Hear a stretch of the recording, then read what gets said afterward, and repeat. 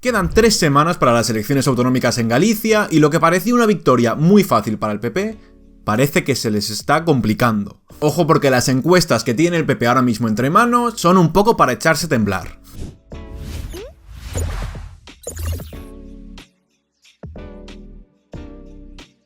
Bueno, como siempre os recuerdo que me puedes seguir en mi Twitter y en mis redes sociales personales, que suelo estar más activo y hablo de otras cosas. Y con respecto al tema y la noticia de hoy, ya quedan aproximadamente unas 3 semanas para que se celebren esas elecciones al Parlamento gallego. Y como decía, lo que parecía una victoria muy fácil para el PP se les ha complicado. Desde hace 40 años, desde que Galicia es una autonomía, el PP ha estado gobernando en aproximadamente 30 de 40 años. Únicamente en 2 ocasiones el PSOE, a través de una coalición, consiguió acceder al gobierno de la Xunta de Galicia. Pero lo que es evidente es que el PP en Galicia es una pisonadora, es una fábrica y una máquina de mayorías absolutas. Entonces, claro, teniendo en cuenta estos datos y estos precedentes, lo normal y lo lógico es pensar que el PP iba a arrasar en estas elecciones gallegas de este año. Y de hecho, efectivamente, así lo recogían las encuestas. De hecho, efectivamente, así lo reflejaban. Hace unas semanas, la encuesta de 40dB para la SER y el diario El País le daba al PP alrededor de 42 escaños. Para que te hagas una idea, la mayoría absoluta se consigue a partir de 38 escaños. Por tanto, tenían un margen de 4 escaños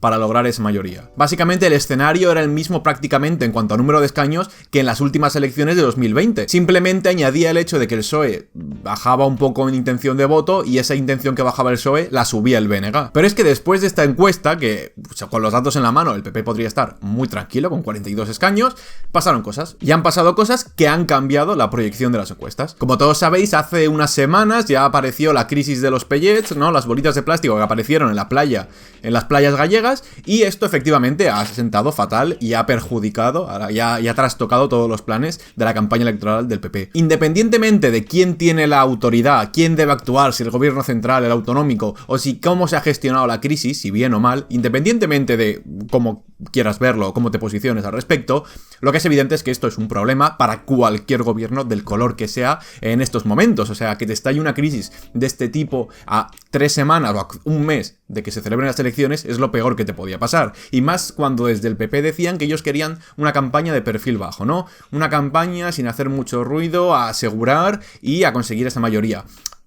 ¿Os suena a lo mejor, no, esa campaña de perfil bajo, asegurar, que es un poco lo que le pasó también al PP en las generales? Pues querían replicarlo, parece que no han aprendido, pero bueno, esa era su intención. Y esta crisis de última hora, esta crisis medioambiental y que han aprovechado los partidos de la oposición para hacer daño, pues efectivamente les ha hecho daño y se ha visto en las encuestas. De hecho, los líderes de la oposición se han volcado todos, de repente han ido todos a hacerse fotos en las playas recogiendo las bolitas de plástico. Esto, no han desaprovechado la oportunidad de hacer sangre y de, oye, si hay una mínima oportunidad de la izquierda para ganar estas elecciones gallegas, era precisamente con una cuestión de estas de última hora y con sorpresa. Primero, hace unos días salió la encuesta del CIS, donde dejaba en una posición un poco rara al PP. ¿Os acordáis de los 42 escaños que le daba 40dB hace unas semanas? Pues bien, el CIS le daba una horquilla entre 36 y 38, muy al límite de la mayoría absoluta. Por el contrario, la suma entre BNG y el PSOE podía posibilitar un gobierno alternativo de coalición de las izquierdas, cosa que otras encuestas no daban hasta el momento. Por su parte, Sumar tenía posibilidades y estaba en una horquilla entre 0 y 2 escaños de acceder al Parlamento, cosa que es bastante también optimista, teniendo en cuenta otras encuestas. Pero vale, sí, tú me dirás, no, es el CIS, ¿qué va a decir? Siempre sobredimensiona a la izquierda, y es verdad, ya sabéis el motivo, tenéis un vídeo en el canal por qué, pero es que el CIS no es la única encuestadora que ha puesto en duda y que ha rebajado estas pretensiones de éxito que arrastraba el PP desde hace meses. Ayer mismo, GAT3, en una encuesta para el diario ABC, recogió que si bien el PP iba a conseguir, y según los datos podría conseguir esa mayoría absoluta, lo cierto es que no lo haría con tanta holgura como lo hubiera hecho hace 3 semanas. En lugar de los 42 escaños de hace unas semanas, ahora estamos hablando de 39. Fijaos cómo sí, la previsión sigue siendo de que ganará y revalidará la mayoría al PP, pero ya no lo hace con tanta diferencia, ya no son 4 escaños de ventaja, ahora a lo mejor es 1. Pero es que por si fuera poco, esta mañana, ayer, se publicó en El Confidencial una noticia donde hablaba de las encuestas y los sondeos que manejaban ahora mismo en el propio PP a nivel interno, ¿no? Ya sabéis que obviamente los partidos, aparte de verse y fijarse en las encuestadoras y los sondeos que realizan otra serie de empresas privadas o periódicos, siempre tienen sus propios sondeos y sus propias encuestas que básicamente les dan información actualizada día a día y les permiten tomar decisiones de mejor manera. Pues bien, en este caso, las encuestas del PP les sitúan en el peor escenario, en un escenario en el que es probable que no ganen. Y ojo, cuando decimos que es probable no quiere decir que vayan a perder. O sea, no creo que estén pensando en que van a perder, porque sigue siendo muy probable que revaliden la mayoría. Pero ya estás en un escenario, ya está la posibilidad de que no consiga. Ya está la posibilidad de que la izquierda consiga la mayoría en ese gobierno de coalición. Y esto es un problema porque hace unas semanas, hace 2 meses, era impensable. Según la noticia, los sondeos que maneja el PP en Génova le dan una horquilla entre 36 y 39 escaños. Y teniendo en cuenta que la mayoría son 38, pues no es para estar muy tranquilo. Según la noticia, la amnistía no ha penalizado al PSOE tanto como ellos esperaban.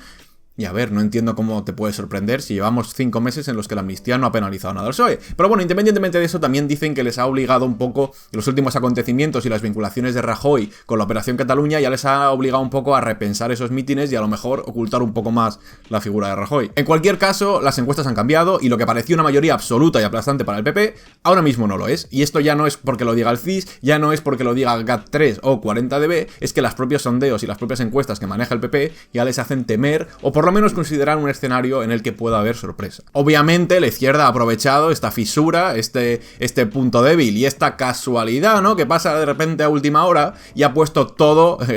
Ya ha puesto todo el foco mediático y todo el aparato a funcionar para evidentemente castigar y hacer sangre a partir de esta herida.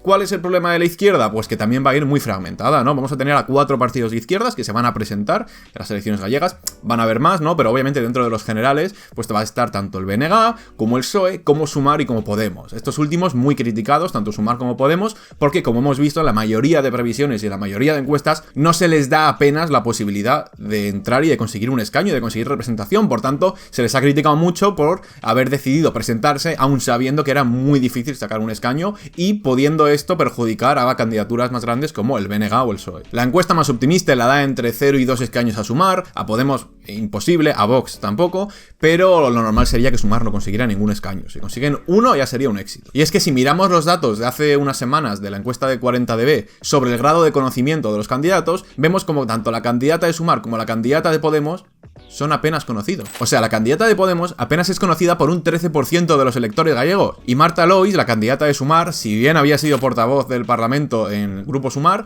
lo cierto es que tampoco lo conoce una mayoría. Estamos hablando de que únicamente un 41%. Por tanto, da la sensación de que tanto Sumar como Podemos han intentado a lo mejor poner a unos candidatos de manera forzada y sin tener a lo mejor esa base o ese peso social que te puede aupar y que te puede hacer conseguir algún escaño. Por tanto, pues si no te conoce la gente en Galicia, ¿cómo vas a conseguir un escaño? Por mucha proyección y por mucho voto que tengas a nivel general. En el caso del PSOE también pasa un poco lo mismo, ¿no? En estos mismos datos se veía como, si bien lo conocía la mayoría de gente, ¿no? Estamos hablando de un 65%, tampoco era un porcentaje muy alto si tenemos en cuenta que la candidata del BNG o el candidato del PP tenían valores que superaban el 80%. Dicho esto, ¿habrá sorpresa? ¿Perderá finalmente las elecciones gallegas el PP?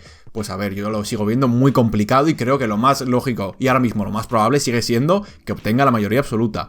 Dicho lo cual, el hecho de que a estas alturas estemos hablando de que existe una posibilidad de que pierdan, ya de por sí les deja en mal lugar. Obviamente se debe a un caso y a una causa externa, no controlable, como es la crisis de los pellets. O sea, sí, se podría haber gestionado mejor, pero nunca sabes cuándo te puede explotar una crisis de este estilo. Pero obviamente el hecho de que estés temblando y temiendo que puedas perder una comunidad autónoma en la que llevas gobernando prácticamente la totalidad de los años desde que se celebran las elecciones, pues obviamente no dejan buen lugar al PP. Dicho esto, son unas elecciones complicadas y que tienen trampa, ¿no? Porque tienes mucho que perder y tienes poco que ganar.